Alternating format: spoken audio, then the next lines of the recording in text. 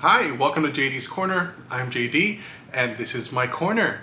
Today we're going to talk about the crucial role that rest plays in our fight against anxiety. In this previous video, we talked about our stress threshold and how constant exposure to things that cause us anxiety, constant exposure to things that are stressful to us actually wears us down and impacts us even more, so that even little things that used to not bother us or not faze us, now they seem overwhelming. And in this video, we also talked about the role that hormones play in giving us symptoms of anxiety, or symptoms often associated with panic attacks.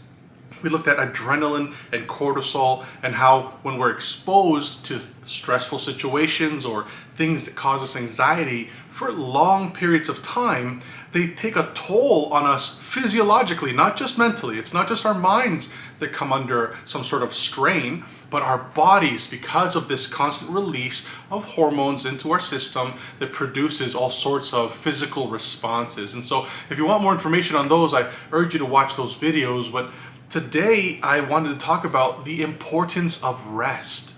Rest really is like the opposite of stress.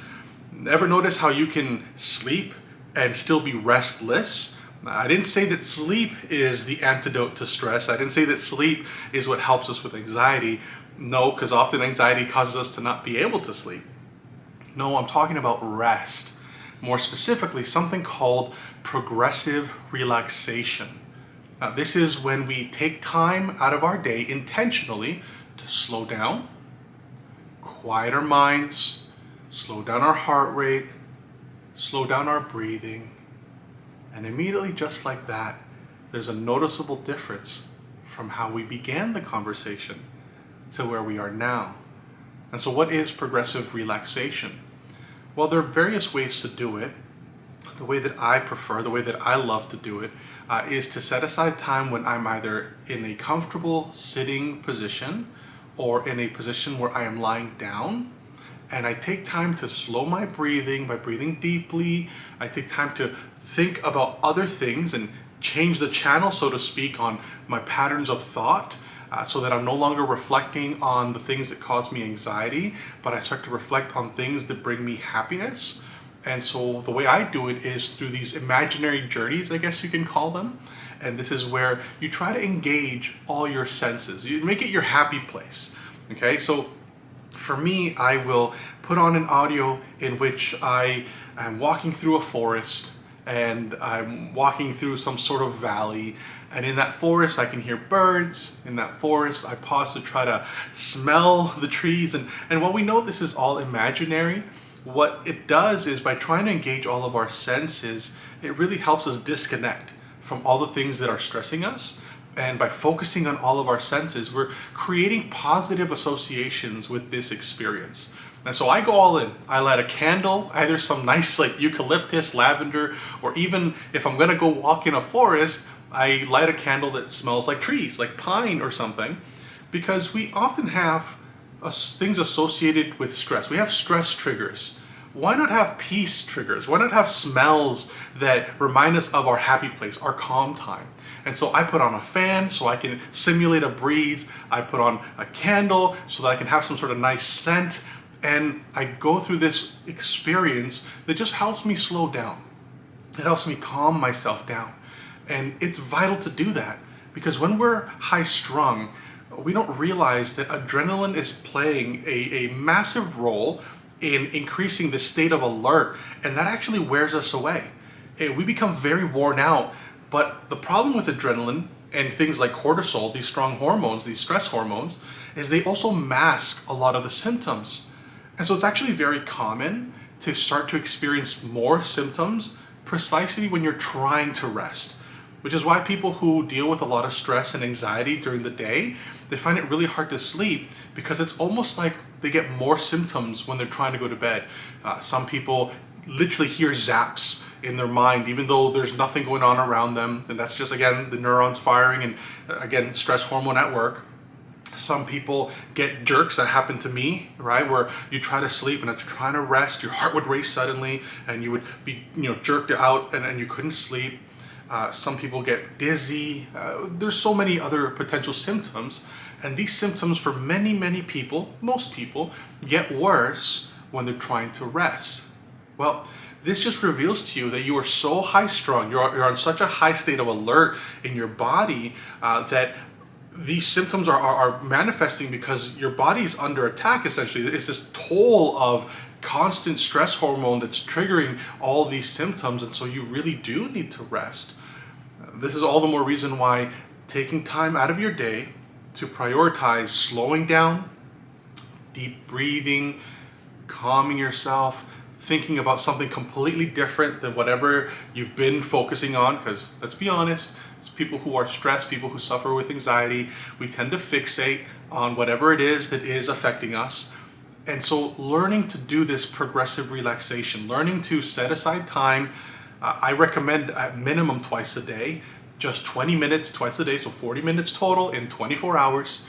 Setting aside this time helps lower our state of alert, right? It helps us with that stress threshold that I spoke of in that other video.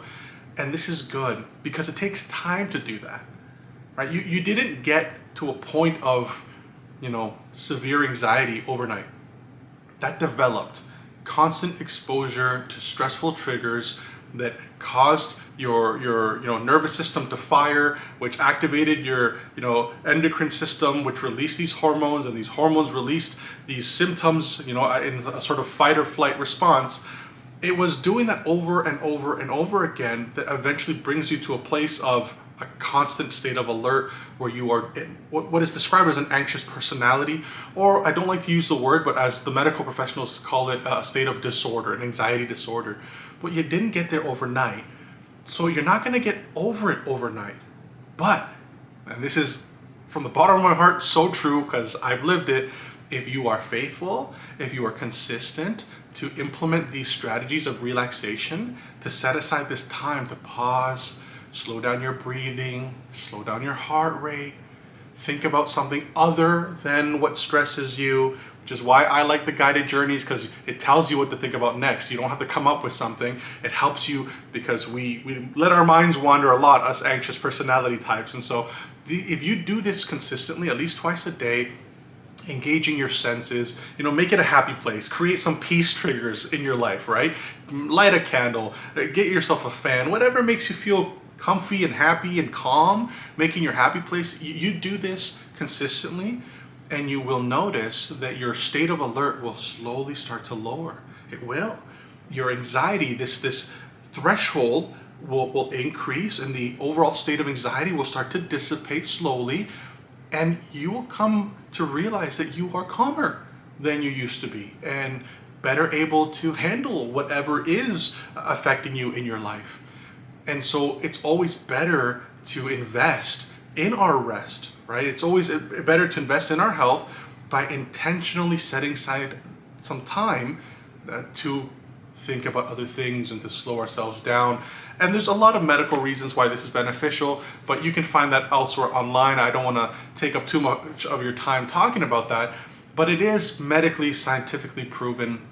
It's called activating your parasympathetic nervous system. And so you can look that up if you want more information on that. But that's what you're doing with this progressive relaxation. By slowing down your heart rate, and it affects your blood lactate levels. It's just good for you. And we don't like to pause. Let's be honest, folks, right? If we're anxious, if we have anxious personalities, we're not good with slowing down. But that's exactly what we need to do, right? We need to calm ourselves down and think about something else. Now, I wanted to give you a heads up. There's a few things you can expect to happen when you first begin to do this. If you are already in a state of alert, if you're already very tense, and if you are really anxious right now, you're going to notice that when you try to slow down, when you try to do this progressive relaxation, at first it's going to feel like your mind will wander. Like you can't think on just being calm, or you can't just think about nothing. It's almost like you have to, out of habit, fill your mind with anything. You will learn to catch yourself graciously, gently, and remind yourself to Think back on whatever you're focusing on in the positive. So if it's a journey, think back on whatever you're doing. If you're walking through a forest, if you're in a meadow, or if you rather just do breathing techniques to soft music, you'll come back to thinking about your breathing, thinking about your breath. It'll take practice. And you'll notice that maybe the first couple times you can only do it for 5-10 minutes because we are antsy. But the more you do this, the more you come to like it. And then you can go 20 minutes, then 25 minutes. And it becomes this happy place you go to every day that just keeps you balanced. So expect that it'll be hard to focus at first. That's okay. Be gracious with yourself, please. Also, like I said earlier, you can expect to feel more symptoms before they start to go away because your adrenaline masks so much. These stress hormones hide just how tense we really are. And it's only when we start to try to slow down that our body can finally feel just the full load of all this stress. It's almost like all of a sudden it's revealed to us just how much we've been holding on, you know? And so in those moments, expect to feel more. Don't be discouraged by this. It might take a few weeks of doing this until you notice that these things go away, but they will go away. And by doing this, you are investing in your longevity. It's not just about being better today. It's about investing in today to be better forever, right? And so you want to do this. You want to set this time aside. Also, you can expect sometimes if you are struggling with panic disorder, especially if you're having panic attacks throughout your day and you start to do progressive relaxation, you can expect to fall asleep a lot. That's good. Don't be discouraged, right? It's better if you don't fall asleep because you get the full benefits of progressive relaxation and activating that parasympathetic nervous system. But if you do fall asleep, it just reveals how tired your body is, right? It shows you that, wow, your body is so tense. It's taken on so much of this nervous energy that it's exhausted. So sleep. Let yourself sleep. That's okay. If you end up taking a 20 to 30, 40-minute power nap, good for you. You know, keep that up and eventually you'll have enough energy to stay awake long enough to get more benefits of this progressive relaxation. So all of it is okay. I want you to not be harsh with yourself. I want you to, you know, don't feel a pressure. Don't develop an anxiety about getting rid of anxiety. Don't develop an anxiety about resting well. No, the whole point of rest and progressive relaxation is to calm ourselves down and to sort of escape and take a step back from all the things that stress us. And so maybe you don't know how to do this, and that's okay. It's something that I had to learn, and it was a process, to be honest. And so I'm going to create a playlist where I make some audios for you to follow along with. This is just audios where you make your happy place. Remember, we're gonna try to make some peace triggers. So get a candle or a smell that you like, a room spray, a mister, whatever works, a diffuser, doesn't matter. And maybe a fan if you enjoy that.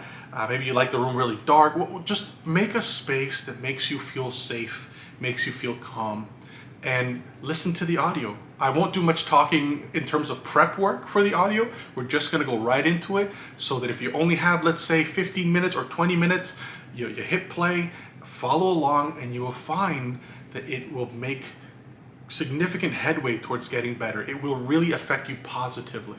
And so I'm going to do that. I'm going to walk us through together some progressive relaxation techniques or some of these journeys in this imaginary walk in the nature, you know, forest, meadows, rivers, whatever it is, to just help us slow down and sort of think about something positive and escape the world that stresses us. And as we do this together, it is my hope that you will experience great release of all that energy and that it will leave you all that nervousness stored up, and you will find yourself slowly but surely feeling calmer, more relaxed, and all around just more balanced. As always, it does help the channel. If you like this content, if you find it helpful, share it with those around you, your loved ones, and always, if you subscribe, it really does go a long way to help me continue to make these videos for you. All right, thank you for taking your time to join me in JD's Corner. I'm JD again, and have yourself a wonderful day. Take care.